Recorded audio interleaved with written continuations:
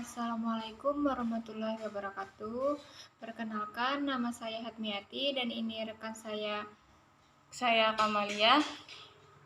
Kami dari mahasiswa STAI Al-Falah Banjarbaru, jurusan PGMI semester 2. Di sini kami menjelaskan tentang psikologi behaviorisme, yang bagaimana behaviorisme itu merupakan salah satu aliran psikologi yang meyakini bahwa mengkaji perilaku individu harus dilakukan terhadap setiap aktivitas individu yang dapat diamati, bukan pada peristiwa hipotetis yang terjadi dalam diri individu. Oleh karena itu, penganut aliran behaviorisme menolak kesadarannya aspek kesadaran atau mentalitas dalam individu. Pada pandangan ini sebetulnya sudah berlangsung lama sejak zaman Yunani kuno, ketika psikologi masih dianggap bagian dari kajian filsafat. Namun kelahiran behaviorisme sebagai aliran psikologi formal diawali oleh J.B. Watson pada tahun 1913, yang menganggap psikologi sebagai bagian dari ilmu kealaman yang eksperimental dan objektif. Oleh sebab itu, psikologi harus menggunakan metode empiris seperti observasi, conditioning, testing, dan verbal response. Selanjutnya, teori utama dari Watson yaitu konsep stimulus dan respon. Dalam psikologi, stimulus adalah segala sesuatu objek yang bersumber dari lingkungan, sedangkan respon adalah segala aktivitas sebagai jawaban terhadap stimulus, mulai dari tingkat sederhana hingga tingkat tinggi. Watson tidak dipercayai oleh herediter atau keturunan sebagai penentu perilaku, dan perilaku manusia adalah hasil belajar sehingga unsur lingkungan sangat penting. Pemikiran Watson menjadi dasar bagi para penganut behaviorisme berikutnya. Teori-teori yang dikembangkan oleh kelompok behaviorisme terutama banyak dihasilkan melalui berbagai eksperimen terhadap binatang. Berikut disajikan beberapa teori yang dihasilkan oleh kelompok behaviorisme. Untuk materi selanjutnya akan dilanjutkan dari saudara Kamalia. Dipersilakan. Yang pertama, connectionist SR1 menurut Thorndike. Dari eksperimen yang dilakukan Thorndike terhadap kucing menghasilkan hukum-hukum belajar, diantaranya 1.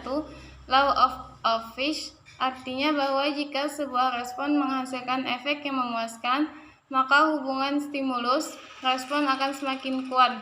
Sebaliknya, semakin tidak memuaskan efek yang dicapai respon, maka semakin lemah pula hubungan terjadi antara stimulus dan respons. Yang kedua, law of readiness, artinya bahwa kesiapan mengacu pada asumsi bahwa kepuasan organisme itu berasal dari pendayagunaan satuan pengantar, di mana unit-unit ini menimbulkan kecenderungan yang mendorong organisme untuk berbuat atau tidak berbuat sesuatu. Yang ketiga, law of exercise, artinya bahwa hubungan antara stimulus dengan respons akan semakin bertambah erat jika sering dilatih dan akan semakin berkurang apabila jarang atau tidak dilatih. Yang kedua, classical conditioning menurut Ivan Pavlov. Dari eksperimen yang dilakukan Pavlov terhadap seekor anjing menghasilkan hukum-hukum belajar. Di antaranya, yang pertama, law of respondent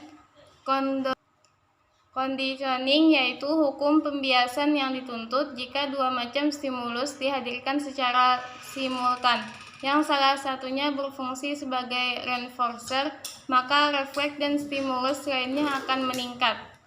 Yang kedua, law of respondent extinction, yakni hukum pemusnahan yang dituntut jika refleks yang sudah diperkuat melalui respondent conditioning itu didatangkan kembali tanpa menghadirkan revoker, maka kekuatannya akan menurun.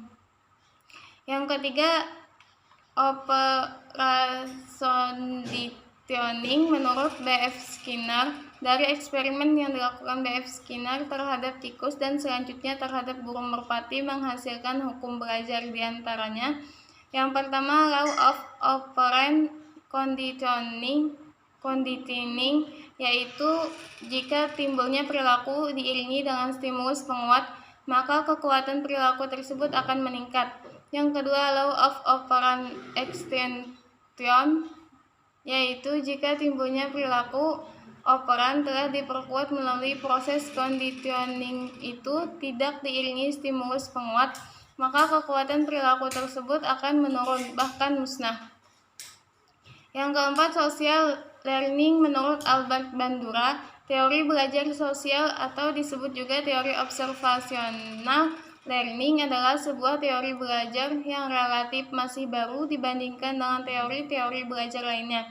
Berbeda dengan penganut behaviorisme lainnya, Bandura memandang perilaku individu tidak semata-mata refleks otomatis atau stimulus, melainkan juga akibat reaksi yang timbul sebagai hasil interaksi antara lingkungan dengan skema kognitif individu itu sendiri. Prinsip dasar belajar menurut teori ini bahwa yang dipelajari individu terutama dalam belajar sosial dan moral terjadi melalui peniruan dan penyajian.